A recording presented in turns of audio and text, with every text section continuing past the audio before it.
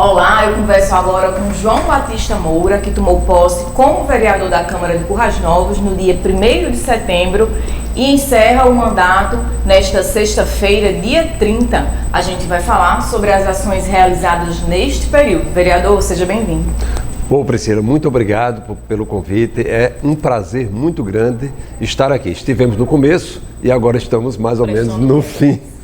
Isso, então, para começar a nossa conversa, eu gostaria que o senhor falasse, como é que foi esse mês de mandato, se foi o que o senhor esperava, o que é que o senhor mais gostou, quais as dificuldades encontradas.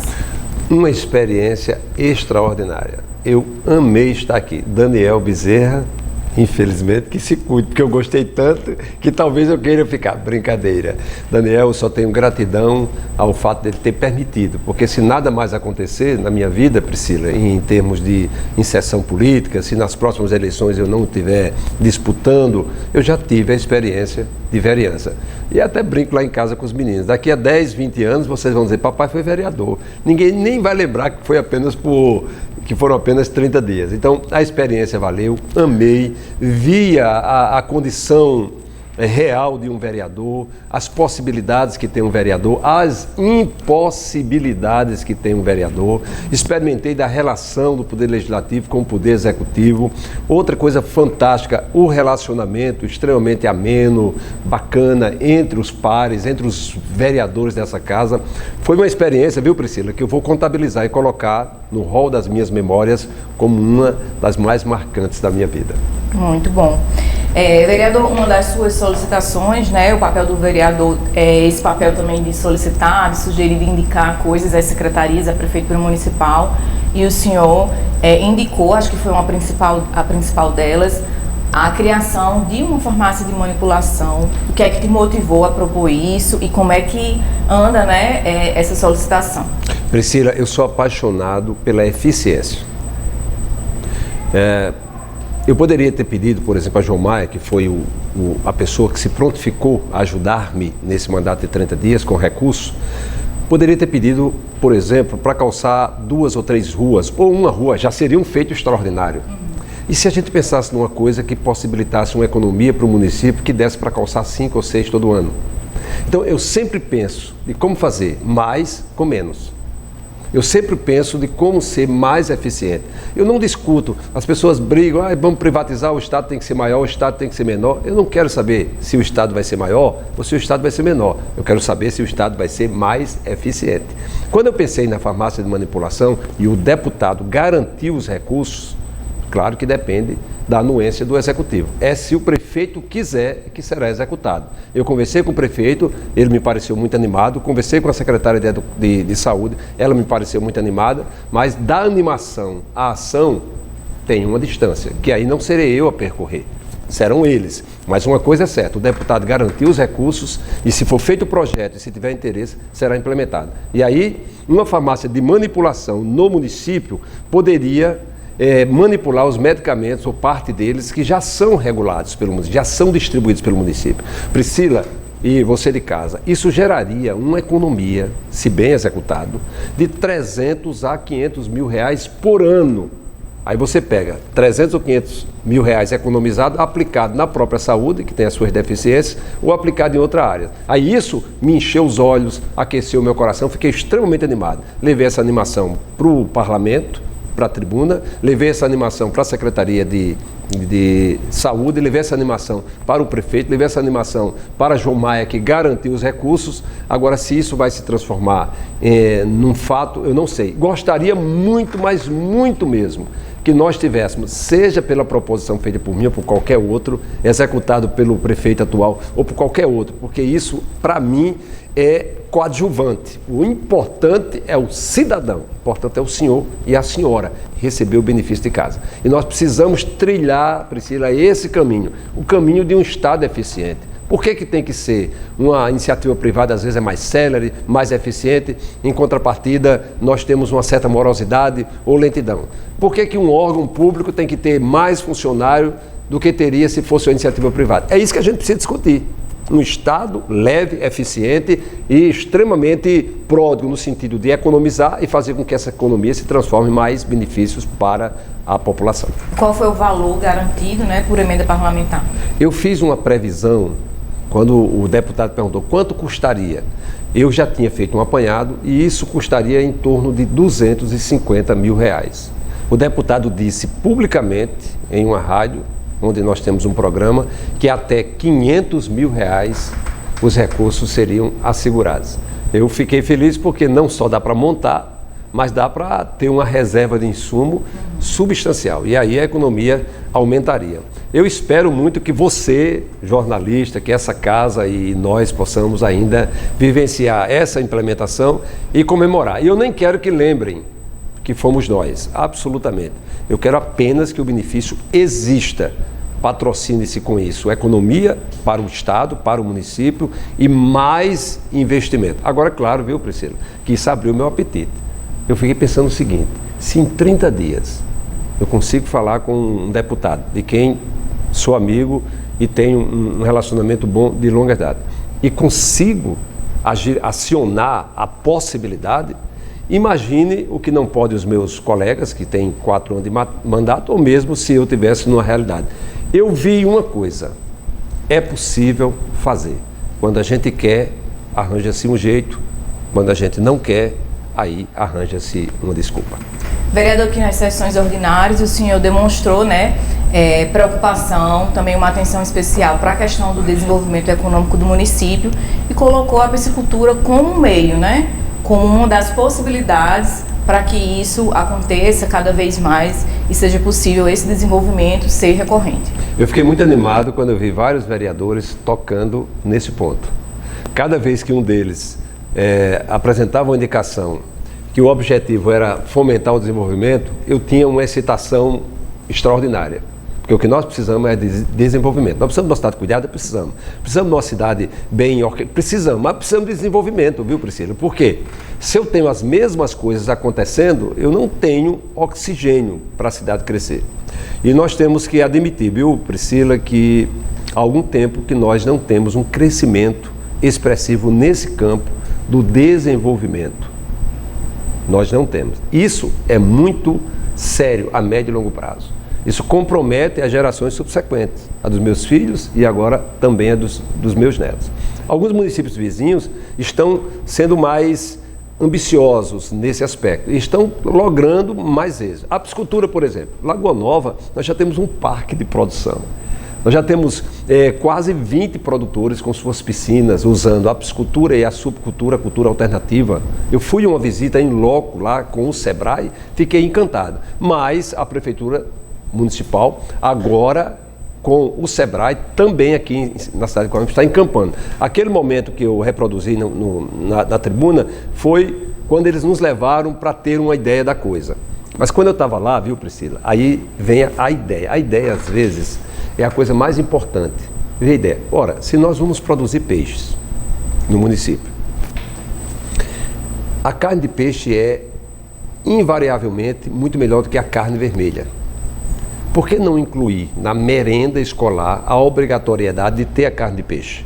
O município, com isso, já se colocaria como talvez o maior consumidor, comprador dessa piscicultura. Então nós produzimos, a prefeitura seria uma receptora de parte dessa produção e aí nós juntaremos a fome e a vontade de comer. Ou seja, as crianças teriam carne de peixe, que é uma carne muito melhor, do ponto de vista nutricional, entre outros aspectos. Nós teríamos os produtores gerando renda para eles e emprego, e nós teríamos a prefeitura que já compra carne, comprando essa carne. Sem falar outras possibilidades. A piscicultura é extremamente viável como atividade econômica. Agora, o Sebrae, com assistência técnica. O Sebrae tem expertise nisso. Essa semana nós tivemos um contato com um engenheiro de pesca e com o outro coordenador do campo, conversamos demoradamente com ele, é extraordinária as possibilidades, quando associada a uma outra cultura. Lá no Lagoa Nova, a piscicultura associada ao plantio do maracujá, ao plantio da hortaliça, ao plantio do milho e do feijão. Por quê? Porque a água que é usada nos tanques. Quando sai dos tanques para ser renovada, sai altamente nutrida, vitaminada, já sai adubada. Qualquer coisa que você plantar ao longo como cultura alternativa seria próspero. Então fiquei extremamente animado. A prefeitura topar a ideia, porque é na condição de indicação, nós teremos... E o senhor chegou a conversar sobre isso com a administração municipal? Eu apresentei a indicação, mas eu já tinha feito um contato com o Dom, e eu sei que um prefeito tem as suas ocupações, são bem maiores talvez do que as minhas. Eu não voltei a conversar, mas voltei a conversar com o pessoal da Secretaria de Agricultura, falei inclusive com o Lucas, Lucas e Nilton, que é o coordenador. E eu, como eu tenho uma admiração pela jovialidade, pela coragem, pelo arrojo do Lucas, eu tenho certeza, é tanto que da vez que eu conversei com ele, ele disse, olha, o frigorífico já está adquirido. Porque na verdade você pensa, nós estamos agora no processo inicial, mas ele já se antecipou e está numa fase subsequente, que é assim que deveria funcionar as coisas. E quando funciona assim, aí nós temos muito mais esperança de promover o desenvolvimento. Essa parceria da iniciativa pública com a privada é a saída, é o casamento perfeito, é uma conjunção com todas as possibilidades de dar muitas crias e não voltarmos para aquele velho problema de quanto a gente vai empregar na prefeitura, de quanto a gente vai empregar no órgão público. Não, gente, é o quanto a gente vai gerar de oportunidade para que a iniciativa privada possa patrocinar.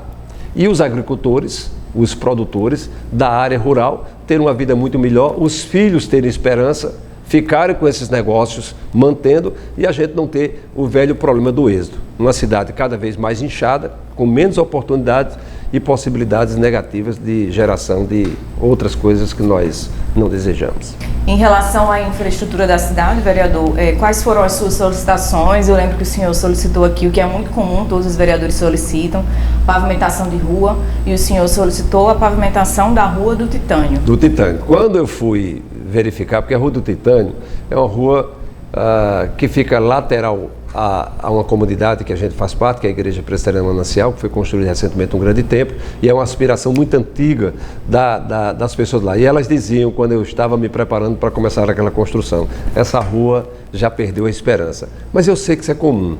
Por mais que um prefeito faça pavimento, ele não vai conseguir atender a expectativa, porque todo mundo tem um sonho. Priscila, não é brincadeira não, você tem uma casa, na hora que a rua é pavimentada, a casa aumenta o seu valor, a qualidade de vida, a permanência das pessoas, o melhoramento na fachada. Você faz um pavimento, quando você vai 3 meses depois tem calçada feita, tem casa pintada, tem fachada melhorada, tem uma série de coisas. Então todo mundo almeja isso, a Rua do Titânio também. Mas já tinha uma indicação do vereador Iranilson. Eu digo, Iranilson, eu não vou pedir de novo, eu vou pedir a você, continue vigilante, insistente, para que a gente tenha a Rua do Titânio. Fui falar com o secretário de obras, que é outro rapaz a quem eu atribuo assim, um arrojo, um cuidado, porque na verdade as críticas que giram em torno do agente público, elas sempre vão existir, porque não tem quem dê conta de fazer tudo. Porque há os impedimentos burocráticos, há a lentidão, há a ausência de recursos e há a forte demanda por ser resolvido. Quando eu cheguei lá, ele disse, e aí, vai pedir o que? Eu digo, não, eu vou ficar na expectativa de que todo mundo já tenha pedido. Então, as ruas com buracos já tinham sido apontadas, o mato para ser retirado já tinha sido apontado. O que é que eu perguntei para o secretário? Em que é que nós poderíamos ajudar? Em que nós poderíamos ajudar? Porque, Priscila, eu vou dizer uma coisa aqui, e talvez eu só tenha a oportunidade de dizer aqui a você. Não é só falar das obrigações de poder público. É preciso a gente falar dos deveres dos cidadãos. Às vezes as ruas estão sujas, não é por incompetência do órgão, é por falta de educação das pessoas. Eu vou constantemente na saída para Lagoa Nova, constantemente eu faço aquele percurso porque eu tenho uma casa na Malhada, onde eu passo momentos maravilhosos de descanso, e eu já presenciei a pessoa parada do lado do asfalto, colocando lixo na beira do asfalto.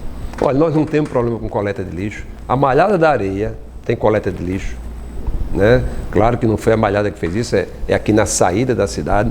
Mas nós temos vários. Quantas vezes a gente não vê uma pedra arrebitada do pavimento, seria só baixá-la. naquele momento para evitar um acidente. Então eu disse, secretário, é preciso que nós continuemos cobrando dos senhores, na condição de vereador. É preciso, mas é preciso que a gente pergunte também o que a gente pode fazer enquanto fala, enquanto uso da tribuna, enquanto uso da TV, enquanto uso das nossas redes sociais, para também responsabilizar as pessoas. Tem coisas que nós, o cidadão, pode e deve fazer. Então eu não teria nenhum problema, se eu fosse agente público, em definitivo, de denunciar constantemente que parte dos problemas que nós temos não é por conta da ausência do poder público, mas às vezes é por conta da falta de educação das pessoas. E não tem. Se você passar a mão na cabeça, você vai ficar sendo a vida toda injusto e não resolvendo os problemas. E quando a gente tem filho, a gente sabe. Quando ele erra, não é botar a culpa nos outros, a gente tem que chamar a atenção dele. Então eu teria coragem, sim, de patrocinar com a minha fala, se fosse preciso, pequeno ou grande, no momento em que chamasse a responsabilidade e dissesse assim, manter uma cidade dessa bonita, uma cidade dessa bem cuidada, ela é uma responsabilidade que parte dos direitos que o cidadão tem de ter isso, mas os deveres que ele tem de patrocinar e ajudar nisso. Exatamente. Vereador Amalhada da Areia, né, teve uma atenção especial do seu mandato. O senhor conquistou a perfuração de poços, solicitou também a instalação de academia popular, que é muito importante para a população, e a cobertura do posto de saúde, né, melhorias para a infraestrutura, um alpendre lá para o pessoal ficar melhor acomodado. Conta para a gente como é que está o andamento dessas indicações. Fiz a indicação e nesse caso, viu, Priscila, eu falei pessoalmente com o prefeito. Ele já tinha ciência dessas carências, o posto foi feito, ótimo, mas o posto não tem alpendre. Então, como não cabe todo mundo dentro, tem que ficar no sol. Imagina você ir doente e ter que esperar o atendimento, mas ele já tinha ciência disso. Os postos a gente conseguiu com a FUNASA, mais uma vez através do mandato do deputado João Maia e com a intermediação extremamente importante de Daniel Bezerra. A primeira parte já foi feita, que é 2, o levantamento. Agora são poços de média e média profundidade, ou seja, eles podem cavar poços de até 150 metros, diferente do que a gente faz. Se a água for salobra, instala-se o dessalinizador para que a água seja para o consumo humano. Então vai ser 2 grupos de famílias seriam atendidos. Logo em seguida, falei com o pessoal da FUNASA, acho que a doutora Cleia, e ela me garantiu, ela disse, olha, instalar agora, evidentemente, é impossível, mas a primeira parte do processo já foi feita, a segunda será feita e a terceira também. Então nós estamos animadíssimos com isso. A Malhada da Areia, eu não nasci lá, mas ela nasceu no meu coração. É uma comunidade que, independente de qualquer coisa, a gente já está labutando há algum tempo, se associando há algum tempo a eles, no sentido de tentar minimizar. Pedi também à academia, porque, Priscila, a saúde é muitas vezes a saúde é povoada por um contingente de pessoas que poderia não ir. Vou lhe dar um exemplo prático. Há 2 anos atrás eu fui no médico, minhas taxas estavam todas no limite. O médico disse, exercício físico, mudança do hábito alimentar ou remédio? Eu digo, doutor, eu quero exercício físico e mudança de hábito. Mudança de hábito, pouco possível, porque quando a gente tem fome, come qualquer coisa mesmo. Agora, os exercícios físicos, regularmente eu faço exercício. E minhas taxas foram mantidas todas no limite e eu deixei de ir para o poder público. Se eu representasse um custo, olha a economia que teria sido. Eu tenho qualidade de vida, só com exercício. Agora, apresentei também um projeto de lei, aí partilhado com o Matson, o vereador, e com o professor Jorian, fez questão de se associar nisso, que seria não só ter as academias, mas ter supervisão nos exercícios. Porque fazer exercício físico de todo jeito é pior, porque você vai para resolver o problema da taxa, como eu, e pode sair lesionado. Como seria o projeto? As universidades que têm o curso de Educação Física ofereceriam na forma de estagiário, ou para complementação curricular, ou como bolsa. E um professor, naturalmente licenciado, faria a supervisão disso. Mas em todas as principais academias a céu aberto, teria estagiários e a supervisão de um professor para o acompanhamento. Em todos os horários, não, mas nos principais horários. Outra indicação que fiz é que essas academias fossem nominadas, recebesse, assim como as ruas, nomes de atletas que foram importantes para o município. Para não dizer, a Academia do Parque, não, a Academia Marinete Silvestre, por exemplo, E aí, dando nome, dando personalidade, sinalizando, você já vai para um induto que é do turismo. Quando você vai numa cidade e você vê que ela tem esse nível de organização, a capacidade de você se apaixonar por ela é muito maior. É do mesmo jeito que funciona com um homem ou uma mulher, que se veste bem, que se anseia, etc. Então precisamos revestir tudo isso. Então nós teríamos nessa pegada uma economia para a saúde muito grande mesmo, e um aumento na qualidade de vida. Nós teríamos o que eu sonho para Currais Novos, talvez algumas outorgas.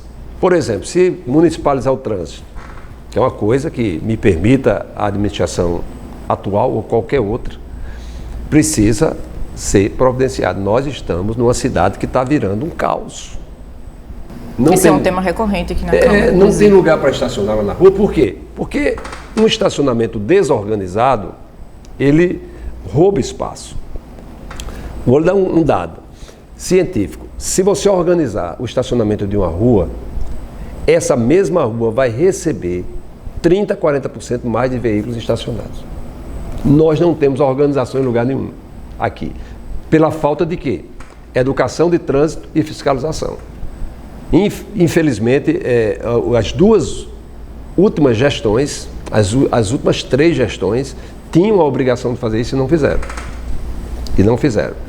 Mas, quando a gente fizer isso, vamos ganhar uma outorga e cunhar, porque isso induz consumo, movimentação na rua, atividade turística. A cidade de trânsito mais organizada.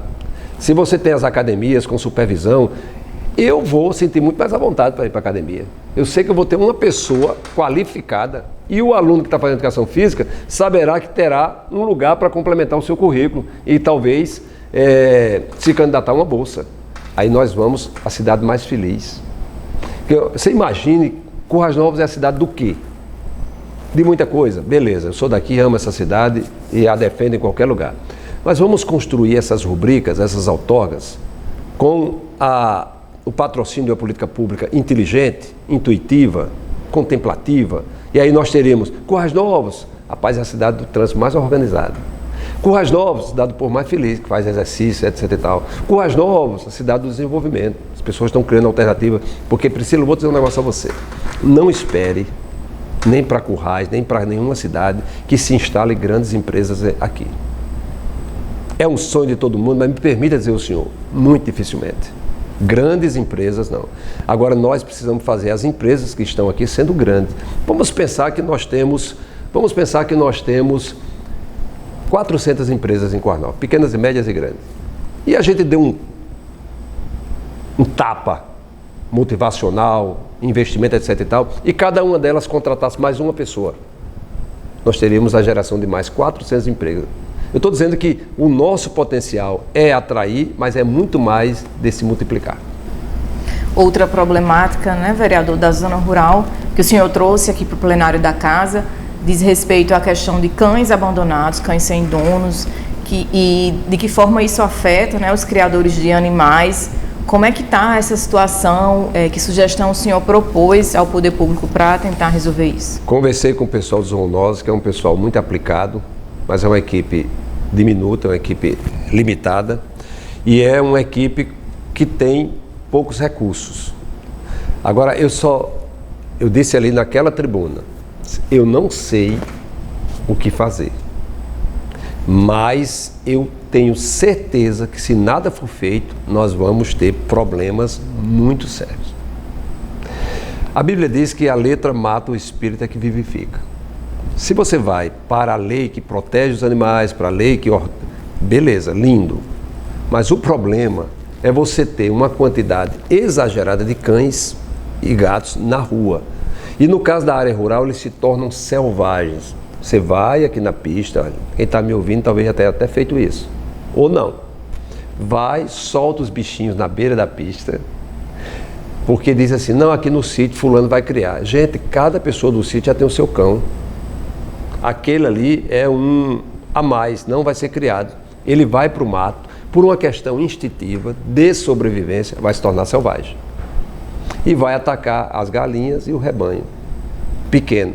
E as pessoas que moram no sítio têm aqueles animais como meio de sobrevivência. É o carneiro que ele vai vender para comprar outras coisas. É a galinha que ele vai matar para alimentar. E aí está se tornando fora do controle. Quando eu fiz o pronunciamento aqui, vários vereadores acusaram que já tinham ciência das mesmas coisas acontecendo em outras municipalidades. Então, na verdade, viu, Priscila, não tem uma sugestão. Eu acho que é um assunto urgente.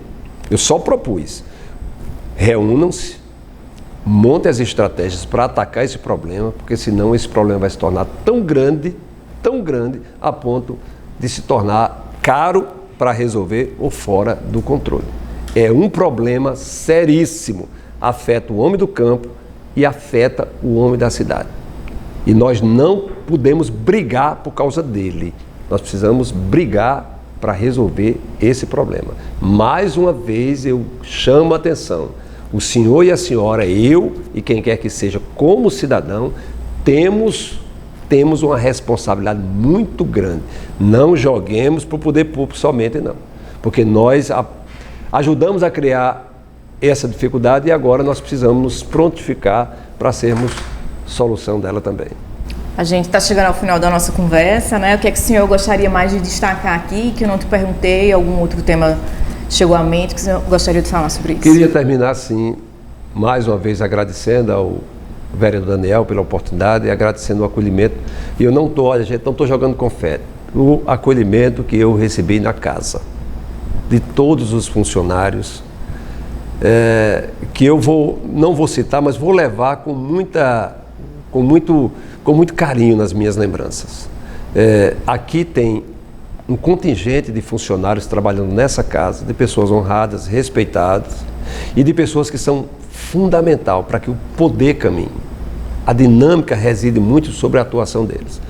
Quero também aqui registrar o primor com que a equipe de marketing, com a equipe de comunicação dessa casa atua, nas coberturas, fantástico. Eu tive agora a oportunidade de não só interagir, como estamos fazendo aqui com você agora, mas também mensurar de casa com os meus amigos, com aqueles que são da imprensa. Fantástico o trabalho que vocês fazem, estrutura excepcional.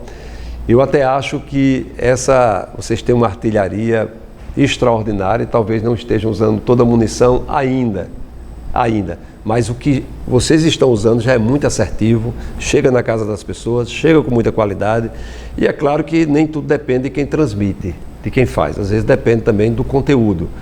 E aí a gente tem que dar o desconto porque isso não depende objetivamente deles. Parabéns pelo trabalho deles. E por último, deixo aqui o meu abraço e também impressões extraordinariamente positivas dos pares, dos vereadores.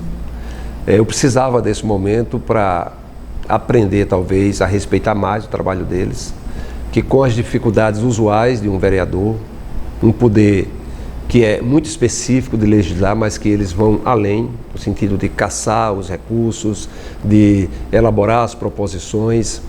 A pluralidade que essa casa tem é muito importante, gente, que nós tenhamos gente com todas as tendências, que represente de fato a população. Desde a pessoa com fala mais simples, a pessoa com fala mais rebuscada, aquele que pensa no macro, aquele que pensa no micro, tudo é importante. Eu saio daqui com excelentes impressões e muito mais inclinado a respeitar cada um desses vereadores que nos 30 dias não só me trataram com deferência, mas também foram professores. Eu aprendi muito mesmo. E uma última coisa, a demonstração de cidadania, acima de tudo, no comportamento que tiveram nesse período eleitoral. Havia várias tendências aqui, apoios diferentes a deputado estadual, federal, senador, presidente da República, mas eles não permitiram que isso cesseasse ou interferisse no bom trabalho da casa, não foram estimuladores de uma discussão política insana, sem razão de existir. Então a fala de cada um deles contribuiu para amenizar, para harmonizar a relação das pessoas na rua.